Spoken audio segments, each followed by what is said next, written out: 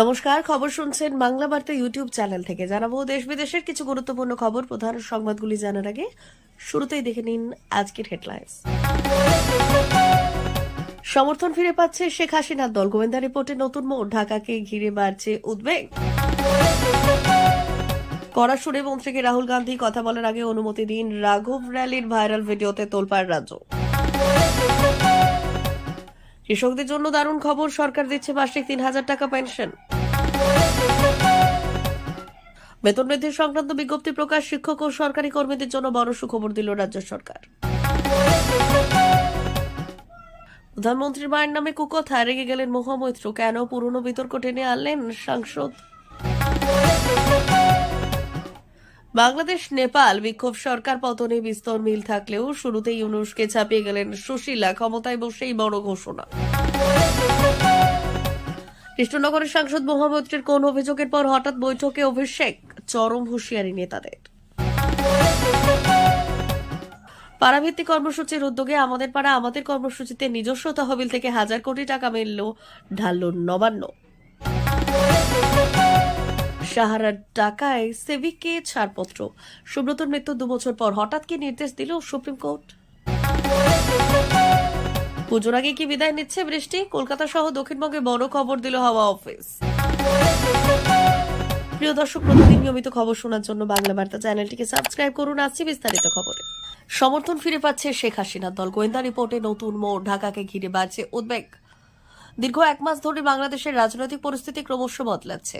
গোয়েন্দা রিপোর্ট উঠে এসেছে, গোয়েন্দা রিপোর্টে চাঞ্চল্যকর তথ্য, সমর্থন বাড়ছে শেখ হাসিনার দল আওয়ামী লীগের। একসময় যে মানুষ দলটির প্রতি বিরক্তি প্রকাশ করত, এখন তারা আর মুখ ফিরিয়ে নিচ্ছে না। এমনকি আওয়ামী লীগের কর্মসূচিতেও এখন আর বাধা আসছে না। রবিবার রাতে স্বরাষ্ট্র উপদেষ্টা জাহাঙ্গীর আলম চৌধুরীর সভাপতিত্বে আইন শৃঙ্খলা পরিস্থিতি নিয়ে এক উচ্চ পর্যায়ের বৈঠকে এই বিশেষ আলোচনা হয়। সভায় একাধিক উপদেষ্টা জানতে চান, নিষিদ্ধ হওয়া সত্ত্বেও আওয়ামী লীগ এবং তাদের ছাত্র সংগঠন ছাত্রলীগ কিভাবে ঢাকা সহ বিভিন্ন শহরে মিটিং মিছিল করছে, কেন পুলিশ এসব বিষয়ে আগাম কোনো তথ্য পাচ্ছে না। প্রায় ১ মাস ধরে ময়দানে সক্রিয় রয়েছে আওয়ামী লীগ। তাদের এই ঝটিকা মিছিল নিয়ে বিএনপি সহ অন্যান্য বিরোধী দলগুলো পুলিশের ভূমিকা নিয়ে ক্ষোভ প্রকাশ করেছে। কড়া সুরে মন্ত্রীকে রাহুল গান্ধী, কথা বলার আগে অনুমতি নিন। রায়ব বেলির ভাইরাল ভিডিওতে তোলপাড় রাজনীতি। উত্তরপ্রদেশের এক মন্ত্রীর সঙ্গে কংগ্রেস নেতা রাহুল গান্ধীর উত্তপ্ত বাক্য বিনিময়কে কেন্দ্র করে রাজনৈতিক মহলে ব্যাপক শোরগোল পড়ে গেছে। সম্প্রতি সোশ্যাল মিডিয়ায় ভাইরাল হওয়া একটি ভিডিওতে দেখা গেছে উত্তরপ্রদেশের মন্ত্রী দীনেশ প্রতাপ সিংয়ের সঙ্গে সরাসরি বিতর্কে জড়িয়েছেন রাহুল। এই ঘটনা কংগ্রেস এবং বিজেপির মধ্যে নতুন করে রাজনৈতিক চাপানোত্তর সৃষ্টি করেছে। ঘটনার সূত্রপাত রায়ব র্যালিতে জেলা উন্নয়ন কোঅর্ডিনেশন এবং মনিটরিং কমিটির একটি বৈঠক। আর এই বৈঠকে গত ১০ থেকে ১১ সেপ্টেম্বর নিজের লোকসভা কেন্দ্র পরিদর্শনে গিয়ে এই বৈঠকে অংশ নিয়েছেন রাহুল গান্ধী। বৈঠক শুরু হতেই রাহুল জানিয়েছেন তিনিও এই কমিটির চেয়ারপারসন এবং আলোচনার আগে সকলের তার অনুমতি নেওয়া উচিত। রাহুল গান্ধীর এই মন্তব্যের তীব্র প্রতিবাদ করেছেন রাজ্যের মন্ত্রী তথা বিজেপি নেতা দীনেশ প্রতাপ সিং, যিনি একসময় কংগ্রেসের সদস্য ছিলেন।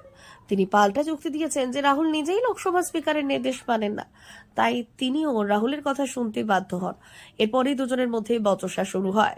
কৃষকদের জন্য দারুণ খবর, সরকার দিচ্ছে মাসিক ৩,০০০ টাকা পেনশন। নয়াদিল্লিতে দেশের কোটি কোটি কৃষকের জন্য একটি দারুণ খবর এসেছে, যেখানে প্রধানমন্ত্রী কিষাণ সম্মান নিধি যোজনার আওতায় কৃষকদের বছরে ৬,০০০ টাকা আর্থিক সহায়তা দেওয়া হয়। সেখানে সরকার এবার আরও একটি প্রকল্পের মাধ্যমে কৃষকদের বার্ধক্যে পেনশন দিচ্ছে। এই প্রকল্পটি হল প্রধানমন্ত্রী কিষাণ মানধন যোজনা, যা কৃষকদের সামাজিক সুরক্ষা প্রদানের একটি বড় পদক্ষেপ।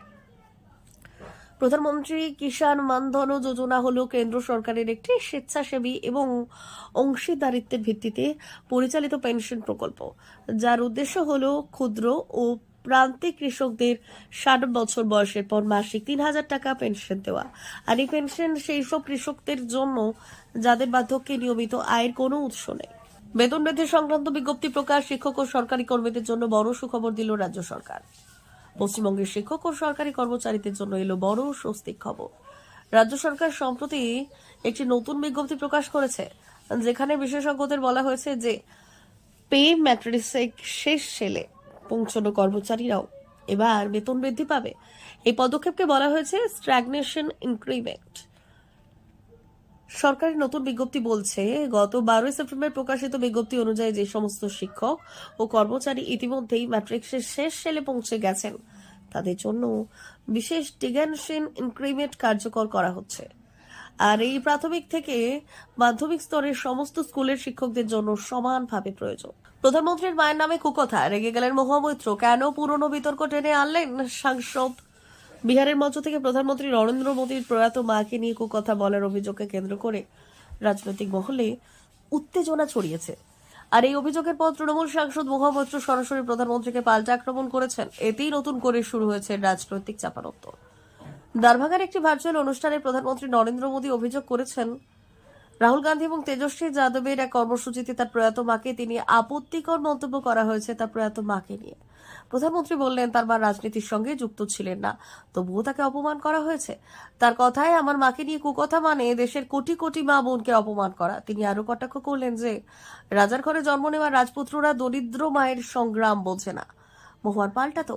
প্রধানমন্ত্রীর এই মন্তব্যের পরে তৃণমূল সাংসদ মহামৈত্র এক্স হ্যান্ডেলে তীব্র প্রতিক্রিয়া জানিয়েছেন। বাংলাদেশ নেপাল বিক্ষোভ সরকার পতনের বিস্তর মিল থাকলেও শুরুতে ইউনূসকে চাপিয়ে গেলেন শশীরা। বাংলাদেশ নেপাল, মোহাম্মদ ইউনূস, সুশীলা কার্কি, পরপর এই চারটি শব্দ যেন এখন এক একটি আস্ত বাক্য। এই চার শব্দের কিংবা বাক্যের যোগ ব্যাপক আকারে। সাম্প্রতিক পরিস্থিতি থেকে তা স্পষ্ট। 1 বছর আগে জুলাই অভ্যুত্থানের বাংলাদেশ আর 1 বছর পর জিনজি আন্দোলনের নেপাল, এই দুই দেশ আগে বারে বারে বিক্ষোভের মৃত্যুর সাক্ষী থেকেছে। কিন্তু শেষ দুই বিদ্রোহ এতটাই প্রবল আঘাত এনেছে, সরকার পড়েছে দুই দেশেই। এই ক্ষেত্রে ভূ রাজনীতি কূটনীতি নিয়ে আলোচনা বিস্তর, কিন্তু দুদেশের বিক্ষোভকারী বিক্ষোভের প্রকৃতি এবং সরকার পতনের ধাঁচ হুবহু যেন একই। এক সরকার পড়ে যাওয়ার পর অন্তর্বর্তী সরকারের প্রধান বেছে নেওয়ার পর অন্তর্বর্তী সরকার গঠন, তাও একই। এতদূর মিল থাকলেও পার্থক্য হলো ঠিক তারপরেই। বাংলাদেশের অন্তর্বর্তী সরকারের প্রধান পদে বসে বহু সময় নিয়েছেন ইউনূস স্রেফ এক বিষয়ে, তা হলো নির্বাচন। কৃষ্ণনগরের সাংসদ মহামৈত্রের কোন অভিযোগের পর হঠাৎ বৈঠকে অভিষেক, চরম হুঁশিয়ারি নেতাদের। সামনেই বিধানসভা নির্বাচন, তার আগে তৃণমূলের অন্দরে চলতে থাকা গোষ্ঠীদ্বন্দ্ব নিয়ে এবার চূড়ান্ত করা মনোভাব দিলেন দলের সর্বভারতীয় সাধারণ সম্পাদক অভিষেক বন্দ্যোপাধ্যায়। সম্প্রতি তিনি ক্যামাক স্ট্রিটে পশ্চিম বর্ধমান এবং কৃষ্ণনগরের তৃণমূল নেতাদের সঙ্গে এক জরুরি বৈঠকে বসেছিলেন। দলের কাছে এই দুই জেলাতেই গোষ্ঠীদ্বন্দ্ব দীর্ঘদিন ধরে এক বড় সমস্যা হয়ে দাঁড়িয়েছিল।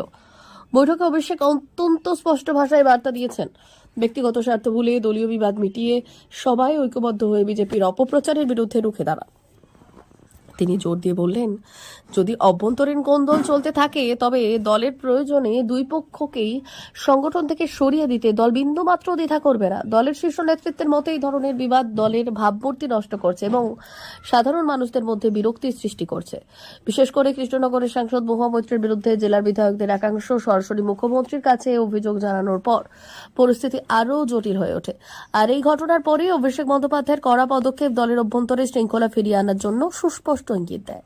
পাড়াভিত্তিক কর্মসূচির উদ্যোগ, আমাদের পাড়া আমাদের কর্মসূচিতে নিজস্ব তহবিল থেকে হাজার হাজার কোটি টাকা ঢালল নবান্ন। রাজ্য প্রশাসনের তরফে আমাদের পাড়া আমাদের সমাধান প্রকল্প শুরু হয়েছে। এখানে বুথ ভিত্তিক বিভিন্ন উন্নয়নের কাজ সম্পন্ন হবে, সেগুলি ঠিক করে দেবেন সাধারণ মানুষই। এমনই কিছু কাজের তালিকা তৈরি করেছে রাজ্য। জানা যাচ্ছে অধিকাংশ বুথেই কি কাজ হবে না হবে তার সিদ্ধান্ত চূড়ান্ত করে ফেলা হয়েছে। সাহারার টাকায় সেবিকে ছাড়পত্র, সুব্রতর মৃত্যু 2 বছর পর হঠাৎ কি নির্দেশ দিল সুপ্রিম কোর্ট? সাহারা গ্রুপের 5,000 কোটি টাকা বিনিয়োগকারীদের ফেরত দেওয়ার নির্দেশ দিয়েছে দেশের শীর্ষ আদালত। শুক্রবার বিচারপতি সূর্যকান্ত এবং বিচারপতি জয়মাল্য বাগচি ডিভিশন বেঞ্চ এই রায় দিয়েছে। সুব্রতর মৃত্যুর প্রায় 2 বছর পর সুপ্রিম কোর্টের এই নির্দেশে বহু বিনিয়োগকারী স্বস্তির নিঃশ্বাস ফেলেছে। আর্থিক কেলেঙ্কারির এই ঘটনায় এর আগে শীর্ষ আদালতের সাহারায় প্রায় 25,000 কোটি টাকা সেবির কাছে জমা দেওয়ার সিদ্ধান্ত নিয়েছিল। আর সেই তহবিল থেকেই এবার 5,000 কোটি টাকা সাধারণ বিনিয়োগকারীদের ফেরত দেওয়ার কথা বলা হয়েছে। আদালতের এই নির্দেশের পক্ষে সওয়াল করেছেন কেন্দ্রের প্রতিনিধি তথা সলিসিটর জেনারেল তুষার মেহতা। আদালত সূত্র অনুযায়ী কিভাবে এই বিপুল পরিমাণ টাকা সাধারণ মানুষকে ফেরত দেওয়া হবে সেই বিষয়ে একটি বিস্তারিত রোডম্যাপ জানতে চেয়েছিল বিচারপতিরা। উল্লেখ্য, এই আর্থিক কেলেঙ্কারির মামলায় গত সপ্তাহে নতুন করে চার্জশিট জমা দিয়েছে ইডি। সেখানে সুব্রত রায় স্ত্রী, ছেলে সহ একাধিক ব্যক্তির নামও রয়েছে। পুজোর আগে কি বিদায় নিচ্ছে বৃষ্টি? কলকাতা সহ দক্ষিণবঙ্গের বড় আপডেট দিল হাওয়া অফিস। পুজোর আগে বৃষ্টি কি কমবে? এই প্রশ্ন এখন রাজ্যের প্রতিটি মানুষের মুখে মুখে। মহালয়ার পর থেকেই নাকি রাজ্যে বৃষ্টির দাপট বাড়বে, এমনটাই জানাচ্ছে আবহাওয়া দপ্তর। পুজোর 4 দিনেও রয়েছে বৃষ্টির পূর্বাভাস। তাই কেনাকাটা বা প্যান্ডেলে হোপিং এর আগে অবশ্যই আবহাওয়ার কথা মাথায় রেখে পরিকল্পনা করার পরামর্শ দিয়েছে বিশেষজ্ঞরা। সাধারণত বাংলায় বর্ষা বিদায় নিতে নিতে সেপ্টেম্বর মাসের শেষ বা অক্টোবরের মাঝামাঝি হয়ে যায়। কিন্তু এই বছর পুজো সেপ্টেম্বরে হওয়ায় বৃষ্টির সম্ভাবনা আরো বেশি। তবে এর মাঝেই রয়েছে আশার খবর। দেশ জুড়ে এবার একটু আগে ভাগেই বর্ষার বিদায় নিতে শুরু করেছে। সাধারণত 17 সেপ্টেম্বর থেকে উত্তর পশ্চিম ভারত থেকে বর্ষা বিদায় নেয়, কিন্তু এবার 15 সেপ্টেম্বর থেকে মৌসুমী বায়ু ফিরতে শুরু করেছে। মনে করা হচ্ছে অক্টোবরের মাঝামাঝি সময় সারা দেশ থেকে বর্ষা পুরোপুরি বিদায় নেবে। আর এই বছর বর্ষা একটু আগেই এসেছিল। 24শে মে কেরলে মৌসুমী বায়ু প্রবেশ করেছিল এবং 8ই জুলাইয়ের মধ্যে গোটা দেশে ছড়িয়ে পড়েছিল। এই বছর গড় বৃষ্টিপাত 836.2 মিলিমিটার, যা স্বাভাবিকের তুলনায় প্রায় 7% বেশি।